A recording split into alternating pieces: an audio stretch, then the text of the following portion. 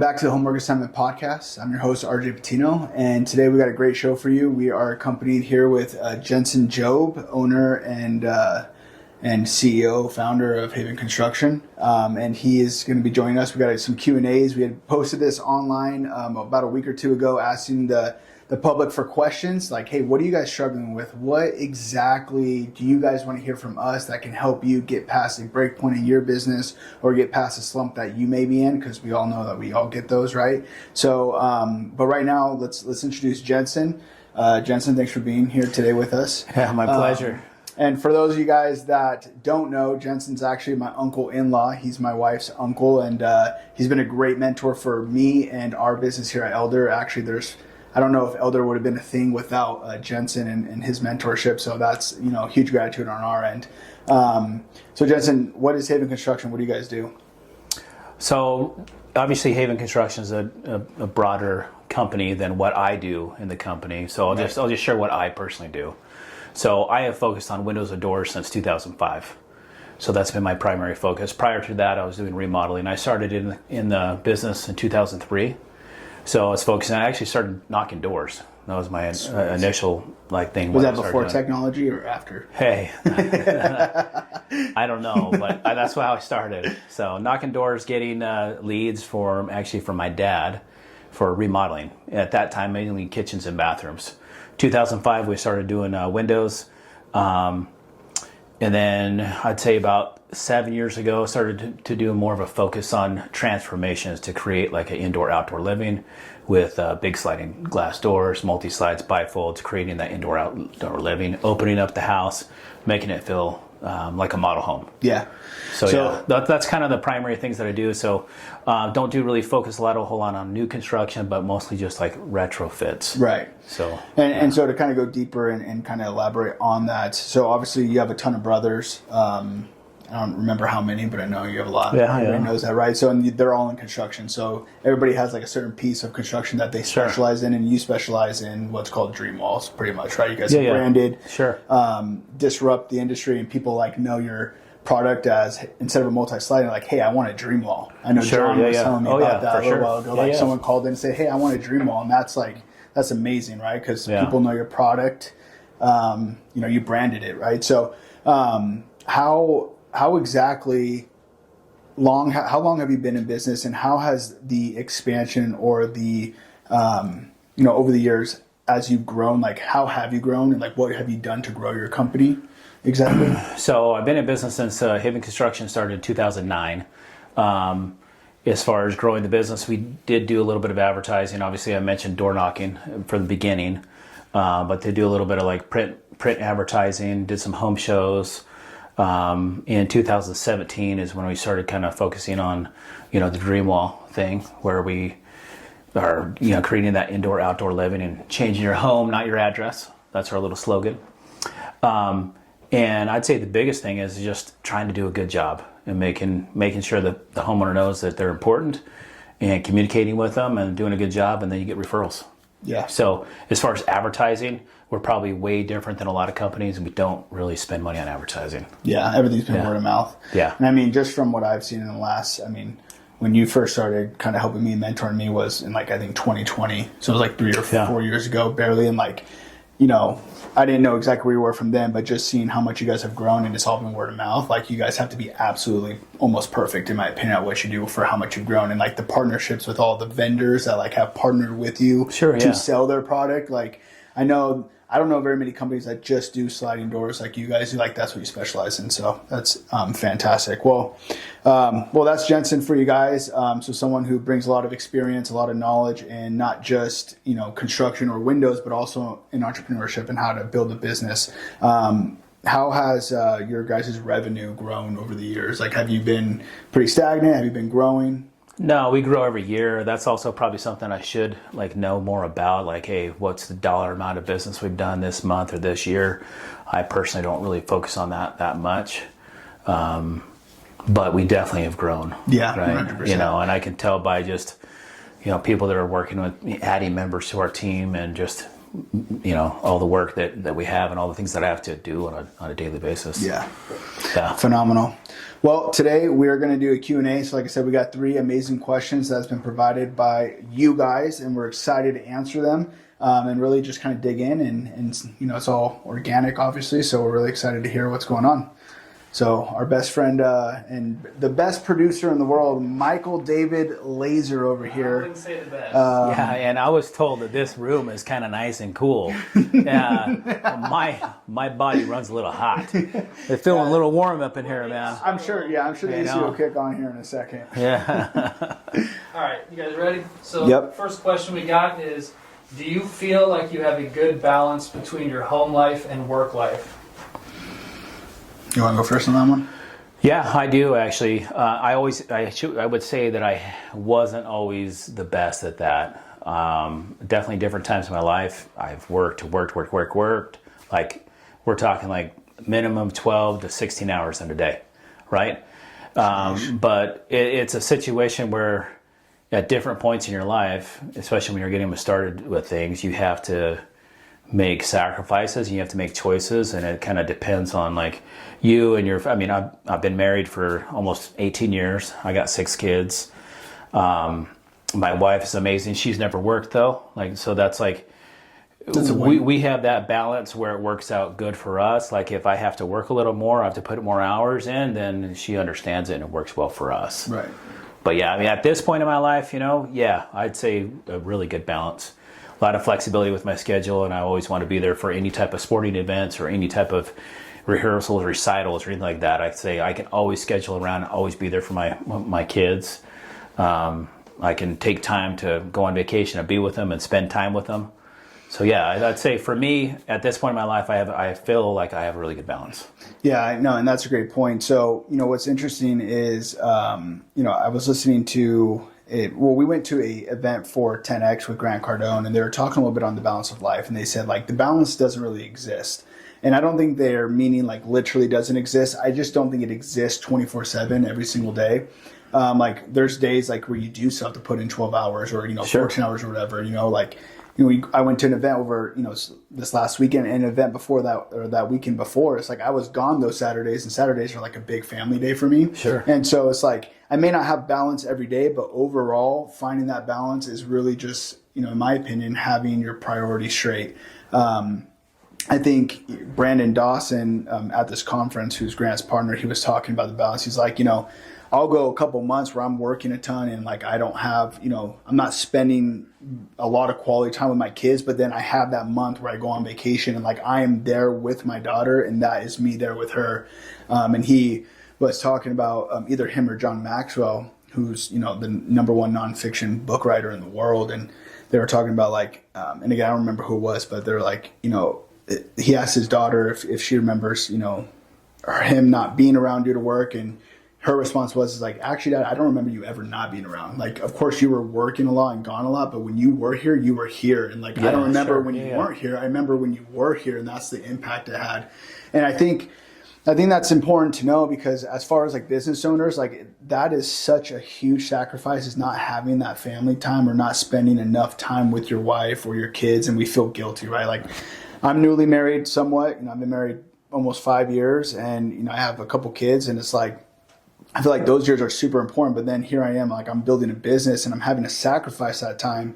But another thing John Maxwell said, which stuck with me, was he's like, but is it really a sacrifice? Because at the end of the day, you may be putting it in now, but what you're getting out of it is everything you're going to need to build those memories and have even more time doing insane things with your kids. Oh yeah, for sure. And one of the things you taught me, which again, I think I brought up to you a couple of times, is like, hey, you used to tell me, your time's now. Like your kids are small, they're being nurtured by mom. Like the time you really want with them is when they're in junior high and high school, where you being there is really going to have a huge impact on them. And it's like, okay, now I got to really hustle, Yeah, no, sure. So anyways, as far as the balance go, that's kind of my opinion. I think it exists differently on a daily basis. Sometimes it's there and it's great, and then other days it's not really there. Maybe you're full-time going to work. But I think it's important to recognize that it's not a 50-50 balance. It's more, like this podcast is a homework assignment, right? So our mission is to find the balance, and it's not like there's a fine line that just exists around the board. It's a balance of like a different balance of day to day, week to week, month to month, year to year, and it really depends on where you're at with your career. Totally. Right. I'm sure your balance to work and home life was way different when you were first starting out versus now. You have a system, you have a structure, you have people under you. You know what I mean? Oh yeah, most definitely. Yeah, so that's fantastic. Sure. Hope that answers that question. And then I think also it kind of depends on your relationship with your spouse. Like, like what are their expectations? What are your expectations? And just communication is really key. On that. Yeah, I think like for those of you guys that are building a business, whether you're married or you're not married, your wife is probably the most important key to your success, because hands down. Like for me, my wife, I was at this conference and she was like, "Oh, you're meeting Grant Cardone. I really wish I was there. I just want to be your biggest asset." And it's like, well, you are, because I can be here and I know you're at home and you're taking care of me. I can have a family and be a successful entrepreneur at the same time. Exactly. And that benefits the entire family. Like I couldn't do that without you. You know what I mean? So, So one thing on that, I'll just say, like, for me, the most important decision you make is who you marry. Yeah. Right. That's the most important thing. And as you have kids, there's nobody more important to you in your life. Like my kids are the most important thing to me, right? And I know my wife is always there to take care of them. Yeah. Right. Exactly. So I don't have to have that stress or that worry. So that helps me focus on work. Yep. And help me to be able to get the things I need to done. If I had to focus on like more than that, I don't know what I'd do. Yeah. So I'd say that's a good thing. I mean, every successful businessman always, hey, what do they say? It stands a woman. Yeah. Right? There's a woman behind every successful businessman. And I hope you don't mind me bringing it up, but I know like a little while back something happened. You had a family issue or something arise, and you were kind of in a rut at work, right? Your balance was thrown off. Yeah. Well, I mean, it was thrown off, but it was thrown off like it was something that I chose, right? My wife fainted, and it scared me, right? I didn't know what was going on, It was a really scary situation. We took her to the hospital. We did lots of testing. And then because of that little experience, I just went like, it made me like reevaluate my life and think like, okay, well, do I really have to do this for work? And do I have to do this? Can I have somebody take care of this for me? Can I delegate? So kind of in a rut in a way for work, but at the same time, it was a good thing for me because I was spending more time with my wife. Yeah. And I felt like she needed me, but I wanted to be there for her as well, just to make sure everything was good. So. Well, and I remember like you were taking your kids to school in the morning and stuff. Like, you were doing all kinds of stuff. Yeah. And it was kind of fun. Like, so I mean, I can't say, but yes, I wasn't as focused on work for sure. Yeah. So work things or I was delegating more than I typically would have.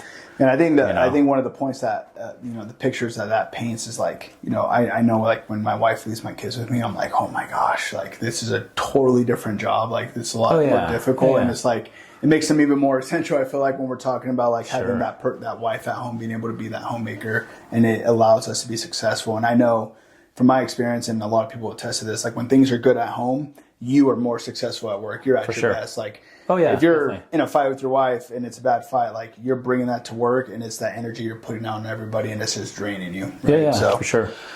Cool. Well, that was a good question. What else we got? Yeah. You guys ready for the next one? Yep. Maybe. I don't know.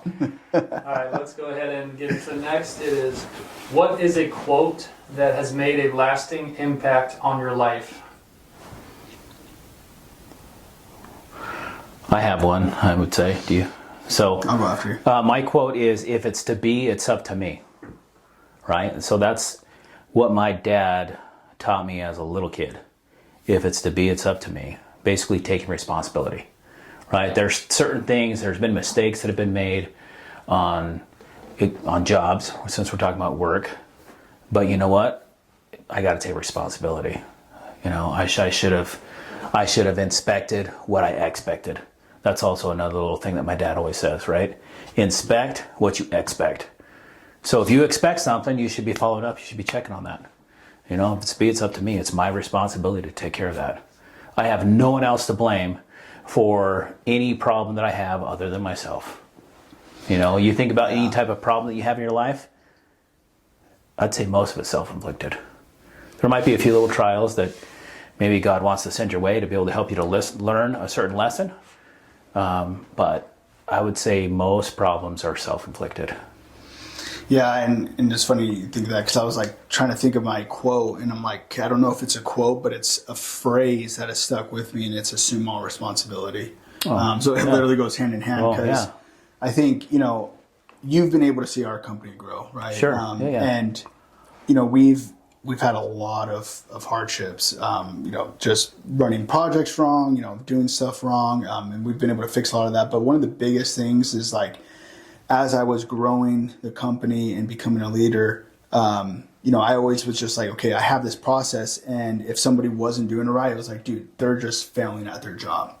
Well, rather now, after going through, you know, a bunch of, you know, self-development and working on myself, it's like, okay, I need to assume all responsibility. And by doing that, I'm starting to realize, okay, they're not the problem. I'm the problem. And I think and I actually do think it's Ed Milet who talks about it in his book. He has a book called The Power of One More, I believe. And he talks about, he's like, hey, you have to assume all responsibility as a leader. He's like, he gave a scenario and he said, if you are at a red light and you're waiting for it to turn green and someone slams right into you, whose fault is that? Well, you have every reason to be like, well, it's their fault. They didn't see me. They didn't stop. You know, I couldn't see them. And he goes, but take a step back and assume responsibility. Maybe you could have left for work a little bit sooner. Maybe you could have, you know, taken a shorter shower. And by doing different things, shorter, longer, whatever the case is, it wouldn't have put you in that position. But by assuming all responsibility, you are prepared to make a change rather than an excuse which doesn't involve change. And that stuck with me because, like, you know, as we've grown here, for me, I used to just blame everybody for everything. If things weren't working right, well, they're not doing enough. They're not working hard enough. Well, they're not listening. They're not following the procedures. And being able to take a step back and be like, okay, drop my pride and be like, maybe I'm the problem. I was able to actually fix the issues because I realized, oh, well, I'm not providing enough information here, or I'm not doing this, or maybe I'm not being the example that I need to be. And that has absolutely changed my business. And I'm trying to apply that into my home life right now, which I know it's already making changes, but like that has just been an absolute game changer for me, which goes hand in hand with what you're saying, obviously. Yeah. So, for sure, assuming all full responsibility, and it's a hard thing to do. It's hard to be humble enough to do it. Nobody wants to be wrong. You know what I mean? So, but it's funny because you're just talking about, and again, a lot of things stick with me, obviously, but when I remember doing a job, so give you guys a little rundown, is like Jensen used to be, so when he was my mentor, he helped me kind of get started and helped me get the capital I needed to really get Elder off the ground. I had originally started Elder contracting and failed horribly because I didn't know what I was doing. I wasn't doing things right. You know, just because I could pick up a hammer and a tool doesn't mean I could run a business. And I learned that the hard way. And so when things fell, the Christmas of, I don't remember, I think it was like 2019 or something. Like I had $0. We had a Colorado trip planned with my father-in-law, Jed, and I had to go to him and be like, I don't even have the money to pay for the gas to get up here. And so a little while after, as I was trying to I decided not to quit. I decided not to, I had a lot of opportunities. I could have installed windows for grandpa and stuff, but I decided to keep pushing. Well, Jensen called me. It's like, hey, you know, we're going to start a restoration company or whatever, which we know that didn't work out, you know, that was one of the hardest things I've ever done as well. But anyways, he called me and said, hey, like we want to try and do a restoration company. We want you to help us with it. And so, you know, guys gave me a salary and my job was to go get work. Well, lack of education on my part and ignorance on my part, like starting a restoration company is not a social media, like promotional type of thing, because when people have an emergency, they're not going to go post on Facebook, hey, my roof caved in. Like, who do you guys know? Yeah. Like they're calling the insurance company. So I went about it the whole wrong way. So for 6 months, you guys burned money and I brought in work, and then we didn't even get paid for some of those jobs. It was so hard to collect from these clients because they used the money that they weren't counting on because insurance, anyways, long story. But I don't remember what job it was specifically, but I remember getting the job done and you were going to come in and inspect it because we were, you know, partners and actively at that point. And I was super excited. I was like, okay, hey, we did good. And then you came in and you were just like pointing out everything wrong. Like you saw a ton of stuff and I'm like, dude, like chill out. Like this actually looks pretty good. But inspect it what you expect. And which I don't think I was being like. No, you weren't. I could have come across rude, but I was like, hey, man, you know, like you got to think this. I'm like, I'm looking at it. You want to find stuff wrong before a homeowner does. You know?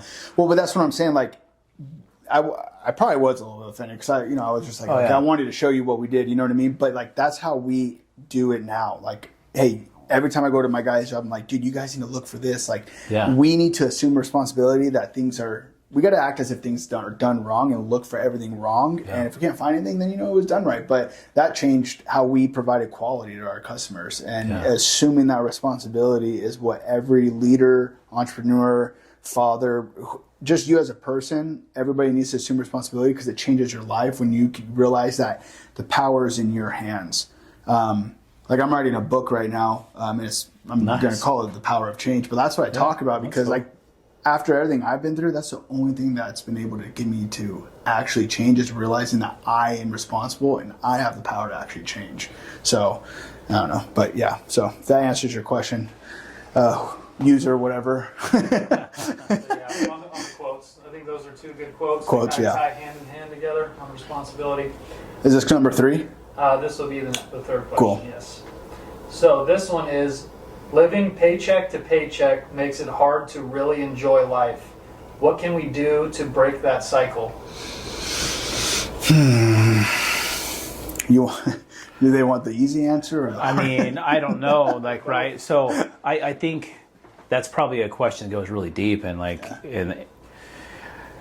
for me, you have to change your spending habits, right? If you're living paycheck to paycheck, are you living a little beyond your means, right? Where can you cut back? Yeah. Are you buying lunch every day, or are you making lunch, right? What could that save? $10 a day? Yeah. $10 a day times at least 6 days a week, I'm assuming. Maybe 5 days a week. It starts adding up, right? Just the smallest things can make a difference. Did they put on there like what they mean by enjoy life, or is that all they like? So Rick, can we read the question? Living paycheck to paycheck makes it hard to really enjoy life. What can we do to break that cycle? So 2 things, right? You have to be conscious of what you're spending money on. And then the second thing is try to find ways to make more money, Yeah. right? I mean, so what can you do on the side? You have to have a steady, if it's a job that you're working 9 to 5, you have to keep that steady income to a certain point. And then at what point can you start incorporating other things, little side work, and that should help out, right? Yeah. I don't. Well, and I think you're right. I think there's really 2 options that kind of go hand in hand. And who's the financial guru that everybody talks about saving money? We had a client that just did it. Dave Ramsey. Like, there's that approach. Dave Ramsey's Sure, like, hey, yeah. budget this, that. But then there's also the approach of go make some more money. Yeah. So like, An income problem. I've done it the wrong way. I've done it the wrong way my whole life. Like, I've never budgeted. I've only ever spent money and just trusting I was going to go make money. But that works for me. That does not work for everybody. Like, I know that for a fact. But like, I'm not saying that you shouldn't have a budget. You need a budget. I should do a budget. I never have. Because for me, it's like, if I come home, my wife has 18 Amazon bags in my front door, I'm like, well, crap, I need to go hustle this week. And I know you know all about those Amazon packages. Hey, Amazon's good. It is Amazon's a good thing. When there are other things that cost more, that's you're like, oh no. Uh-oh. Yeah, but I think the easy answer is cut back. Live in your means. But it really depends on, in my opinion, how you enjoy life. Like for me, enjoying life, like it is not being stuck in my house or in an office. Like enjoying life, like I want to go out and explore. I want to create new opportunities to make memories with my kids, whether that's Disneyland or going to a different country. Like that's how I really want to enjoy life. And enjoying life for me is not having to worry about swiping my card if it's going to go through or if I have enough money to pay for something I want. And again, everybody's different. There's nothing wrong if that's not how you want to enjoy life. But I think what it really comes down to is, making more money. There's entrepreneurship. Okay, entrepreneur, by my personal definition, is someone who is business minded, owns businesses, and they make money. Right? They're the owners. They're the people who are running the show, founders, CEOs. But then you have entrepreneurship, and this is actually something I learned earlier this year. Again, just studying and investing myself in our company, is that entrepreneurship are the people that maybe you don't want to own a company. Maybe you want to work within an organization, because owning a company comes with all the heartache, it's a roller coaster of emotions, and some people just aren't built for it. I still question on days like, am I built for it? Like when, especially as you expand and grow. But an entrepreneur is someone that's like, you're not the owner or founder, but you are the best in your position. You are striving to constantly improve. So like if you love cooking, you can move your way up the chain as a cook, right? Or like we talk about people at McDonald's. I know people that, they worked as a kid at the drive-thru and now they're the general manager. Like that is how you make more money, by being an entrepreneur, by being the best you could be within your field, right? I mean, so that's another option in my opinion. So. Oh yeah, no, you can definitely do that for sure. If you're gonna be a landscaper, be the best landscaper you can be, right? Yeah. And then work your way up. I would also say for me, like for those who believe in the Bible, and if you don't believe in the Bible, one thing that's brought like the most confidence for me as far as financially is paid tithing. Yeah. So giving 10% of what you earn to God, or to help build God's kingdom here on earth. So to me, that's like the biggest thing. You receive so many blessings that you can't even receive all of them, as it says in the Bible, right? So for me, that's a huge thing. I have a testimony of that. I believe that very firmly. And I think most people that are successful, they do talk about giving 10% of their income. And it's easy to say right now, but it's like for the person who's really struggling financially, how do you do that? Well, there's blessings that you can get by sacrificing. Right. Well, and you read any book about people that are successful, they talk about give more than what you take, right? So, and that is not only how you receive more, but it's also how you enjoy your life more. There's been moments in my life where it's like, okay, I need to step back and smell the roses, because whether or not I've been paycheck to paycheck, and I've been to where like I opened the account, like, holy crap, that's awesome. But I've still had the moments where I didn't enjoy life in both scenarios. Sure. You know what I mean? It's like paycheck to paycheck. Okay, cool. I'm struggling to pay bills. It's stressful, right? But when there's more money in the account, with more money comes more problems and more stress. And so there's been times where I've had plenty of money, but I'm like, crap, man. Like I'm not having the best day. I'm hurting. I'm not enjoying life as I was when I was paycheck to paycheck. Yeah. When me and my wife, when we first got married, I was making $1,000 a week, and this is before COVID. So that $4,000 a month you're doing okay. Now $4,000 a month, you can't even rent an apartment, I feel like. But crazy. Yeah, it is insane. But I remember enjoying life a lot more. I enjoyed more time with my wife. I was able to have my hobbies. I video gamed all the time. Well, fast forward now, I'm sacrificing all that and maybe not enjoying the things I used to love because I want to get more. So I think there is a balance there, as well as not to have the expectation that just because you're making more money, you're going to enjoy life more. But understanding that you need to find what you like to do. Like make a list of what you like to do, and make a list of what you don't like to do. How about you you do less of this, of what you don't like to do, and do more of the things you like to do, and that's going to help you enjoy life. And figure out a way to make the things you like to do make you money, because that is where you're really going to enjoy life. If you love what you do and it's not just a 9-to-5 job, not only are you going to succeed more, but obviously you're going to have more fun, right? Hey, I just want to know, who knew that you could ask one simple question and talk about it forever? We can keep talking. I have more input, but I'm not. I haven't listened to podcasts much, or I've never been on one, right? So first one right here, baby. We're starting your career. That's right. Yeah. So. Well, and that's the biggest thing. For those of you guys that are active in our podcast, number one, thank you. We appreciate you guys. The reason we started this was simply because I have gotten so much out of podcasts. And it's not only about business, but really hearing other people that have done what I want to do and hear exactly how they did it. It's like, if you could sit down with someone and you want to be a millionaire, and someone said, hey, if you do X, Y, Z, here, here, and here, and you'll gain that $1 million no matter what, how many of you guys would actually do it?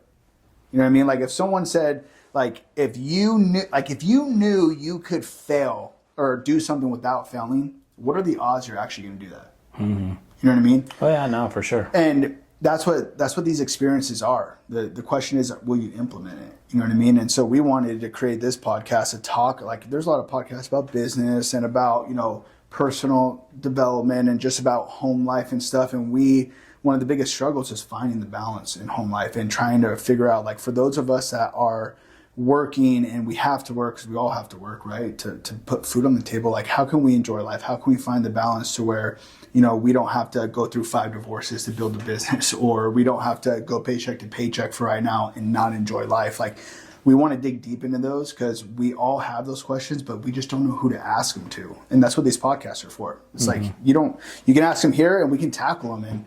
But you're right. One question can go, I mean, obviously I do a lot of talking. It could go through the moon for how much we could talk about. So are there any other questions, or was that it? That was all the questions for this week. Cool. Well, you have any other inputs you want to say on anything? No, not really. I was waiting to get on here to lose weight, but it didn't happen. So here I am. Yeah, we tried to get him like 2 months He's like, ago. hey, man. I'm like, hold on. Let me lose a little bit of weight if I'm going to be on camera. So there we go. There's always something to work on in your life. You know, no matter where you're at, you can always be better. You can always be a better dad. You can always be a better husband. You can be more physically fit. I mean, holy cow. Got lots of ways, lots of areas to improve. So I think you're looking pretty Well, good. that's a good point. I mean, like, how many of you guys are waiting to do something for for you, like, hey, well, let's wait. I want to lose a little more weight to get on the podcast. But this was a great podcast. I feel like we gave good feedback. One, I learned something. You know what I mean? And that's what this is all about. But like, how many of you guys are waiting for something to happen in order to do something? Yeah. Like, stop waiting. Just go do it. Just do it. You assume responsibility and go get it done. And here's a task for you guys. Here's what you need to do right now. You need to like this podcast. You need to follow this podcast, and you need to review this podcast and help us spread the word, right? We want to give back to everybody. This podcast is not supposed to be a monetary thing whatsoever. We just want to help others like we've been helped before. So please share the podcast. You can find the link below in the comments. You can also find the link to our Elder Contracting page and a link to Haven Construction and Dream Walls, so you guys can check them out, see what they're doing, or if you need a dream wall, they're the ones who created it. So thanks for joining us today, and we hope you guys have a great time. Until next time.